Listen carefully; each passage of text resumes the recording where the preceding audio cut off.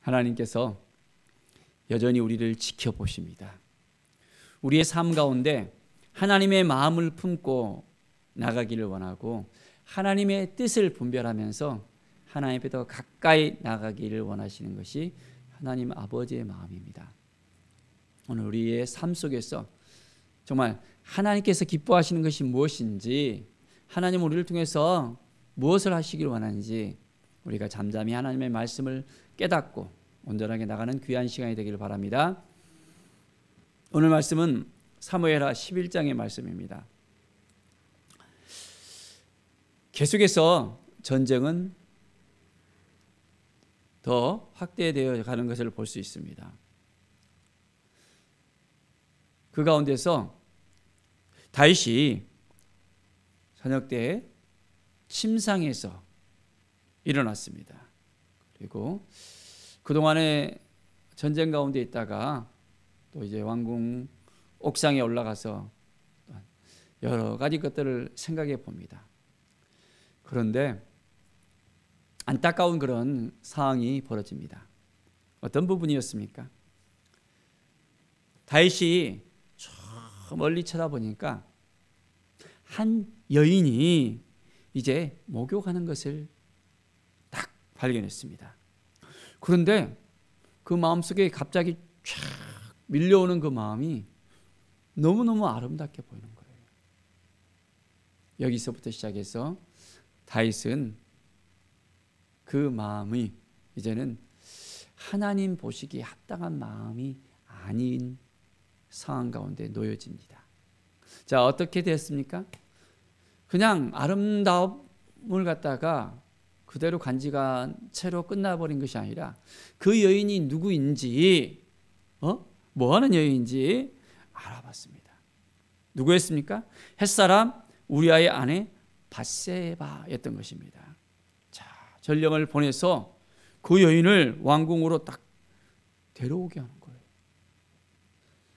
한 사람의 아내인 것을 알고도 그 여인을 데려와서 이제는 함께 동침을 합니다. 그리고 동침을 한 후에 어떻게 됐습니까?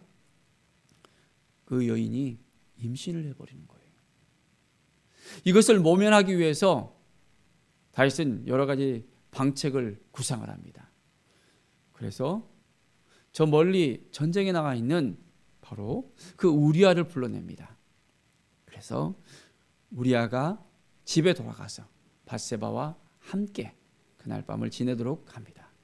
그런데 그 생각대로 그대로 되어졌습니까? 아니잖아요. 우리아는 아주 충직한 사람이었습니다. 어떻게 내가 전쟁 가운데서 평안하게 집에 돌아갈 수 있냐고. 함께 전쟁하는 사람들은 지금 고생하면서 죽음의 위협 가운데 있는데 내가 어떻게 편안하게 있냐고 하면서 집에 안 돌아가는 거예요. 참으로 너무나도 안타까운 그 마음을 가져봅니다. 다윗은 자기가 원하는 대로 안 되잖아요. 그러니까 어떻게 합니까? 이제 편지를 써서 요압에게 보냅니다. 그리고 우리아를 이제 전쟁 가운데 바로 적진 앞에까지 가서 죽게 하라고 비밀스럽게 편지를 보냈던 것을 볼 수 있습니다. 다윗의 마음이 왜 이렇게 악하게 되었습니까? 한번 미궁에 빠지게 되니까 벗어나지를 못하는 거예요. 우리도 마찬가지입니다. 한번 실수를 했으면 그 실수에 된 것을 잘못했다라고 인정하면서 나가면 괜찮은데 실수를 모면하려고 이리도 해보고 저리도 해보고 저리도 해보면서 막 하잖아요. 그러니까 더 꼬이게 되는 것입니다. 다윗은 어떻게 됩니까? 이제는 그 여인을 범하는 죄를 지은 걸로 끝나는 것이 아니라 한 사람을 또한 죽이는, 그 가정을 완전히 파탄시켜버리는 아주 악한 일을 꾸미는 것을 볼 수 있습니다. 다윗은 그동안 어떻게 했었습니까? 어떤 일이 있더라도 하나님께 묻고 나갔잖아요. 하나님, 제가 이 전쟁을 해야 됩니까? 저리로 올라가야 됩니까? 어떻게 해야 됩니까? 물었던 다윗이에요. 그런데 한 여인의 그 아름다움을 보고 완전히 그 마음이 이제는 없어져 버렸습니다. 그리고 하나님께 물어봤다면 그런 실수를, 그런 죄를 짓지 않을 수도 있었어요. 하나님, 저 여인이 너무 아름다운데 어떻게 해야 됩니까? 물어보지도 않았잖아요. 그러니까 그 마음속에 이제는 그 여인을 탐하는 마음이 생기고 탐욕이 생기게 되고 죄가 되어지고 이제는 그 사람의 남편까지도 완전히 죽게 만들고, 하나님께서 보시기에 어땠을까요? 여호와 보시기에 악하였더라 했습니다. 자, 우리아가 죽었다는 소식을 듣고 이 바스바는 소리를 내어 울었습니다. 그런데 장례가 마치고 난 다음에 다윗이 사람을 보내서 그를 왕궁으로 데려오고 했습니다. 그리고 그 여인은 아들을 낳았어요. 왕이 이제는 동침하자 해서 동침을 하고 오라 하니까 또 오고, 그 여인의 그 마음도 정말 하나님 보시기에 합당했을까요? 그 여인이 낳은 아들은 이제는 그 악함으로 말미암아 병들어 죽을 수밖에 없는 그런 상황에 놓일 수밖에 없었습니다. 하나님은 그 죄에 대해서 분명하게 물으십니다. 우리가 죄를 짓게 되었을 때 하나님은 분명하게 물으십니다. 우리는 어떻게 해야 될까요? 날마다 깨어 있어야 됩니다. 하나님 보시기에 합당한 삶을 살기 위해서는 깨어서 기도하면서 말씀 앞에 서서 내가 정말 하나님 보시기에 합당한 삶을 살고 있는지 그렇지 않은지를 확인해야 됩니다.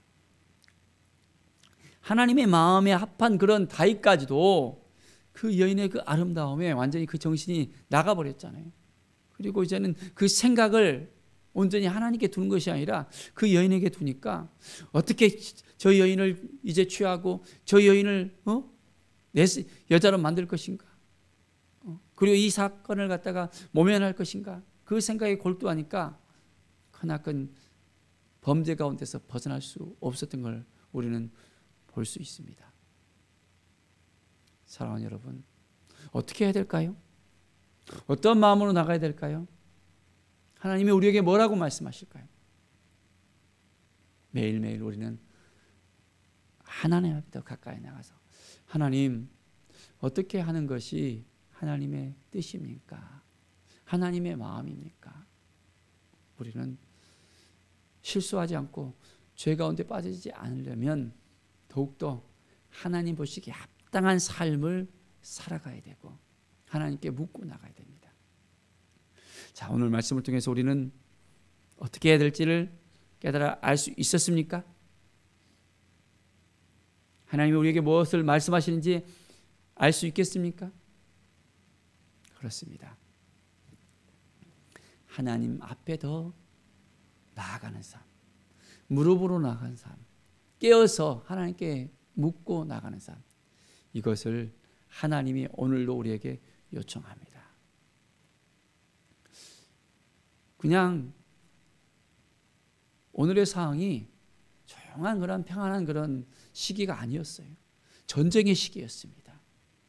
쉽지 않은 그런 상황이었어요.